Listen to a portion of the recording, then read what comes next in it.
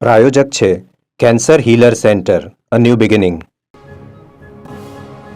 ગાંધીનગર મહાનગરપાલિકા હદ વિસ્તારની 99 દુકાન સીલ મારી દેવાઈ છે. દુકાનધારકોએ મિલકત વેરો મુદત સુધી ન ભરતા કરાઈ છે આ કાર્યવાહી.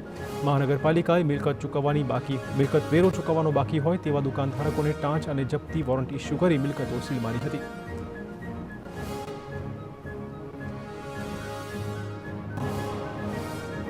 નડિયાદમાંથી નકલી ઘી બનાવતી ડેરી પકડાવા મામલે ફૂડ એન્ડ ડ્રગ વિભાગનું નિવેદન.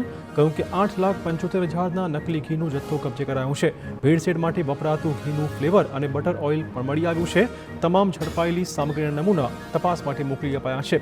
બુધવારે નડિયાદની શ્રી ક્ષેમ ડેરીમાંથી ઝડપાયું હતું 3100 કિલોગ્રામ બનાવટી ઘી. નવસારીના ચીખલીમાં સરકારી હોસ્પિટલમાં આરોગ્ય વિભાગની રેડ. આઉટસોર્સિંગ કર્મચારીએ 4 બિલમાં છેડછાડ કર્યાનો ખુલાસો. એક જ બિલના નાણાં 2 વખત ચૂકવણી કર્યાનું ઓડિટમાં સામે આવ્યું હતું. આરોપી સતીશે 4 બિલના ઉપયોગથી 22 લાખની ઠગાઈ કરી રકમ પોતાના ખાતામાં જમા કરાવી હતી. ઓડિટ રિપોર્ટ બહાર આવતા કર્મચારીઓ ભૂગર્ભમાં ઉતરી ગયા. અમદાવાદમાં ફરીવાર લિફ્ટમાં ફસાયા હતા રહીશો. સાબરમતી વિસ્તારના આદિત્ય એવેન્યુ બિલ્ડિંગમાં બની ઘટના. 4 રહીશો લિફ્ટમાં ફસાયા હતા, જેમનું ફાયર વિભાગે રેસ્ક્યુ કર્યું હતું. ભારે જહેમત બાદ 4 લોકોને બહાર કઢાયા હતા.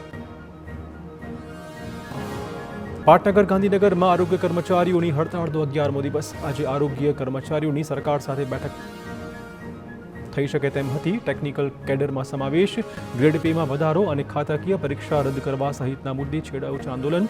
સરકાર ઠરાવ નહીં કરે ત્યાં સુધી ચીમકી આંદોલનની છે.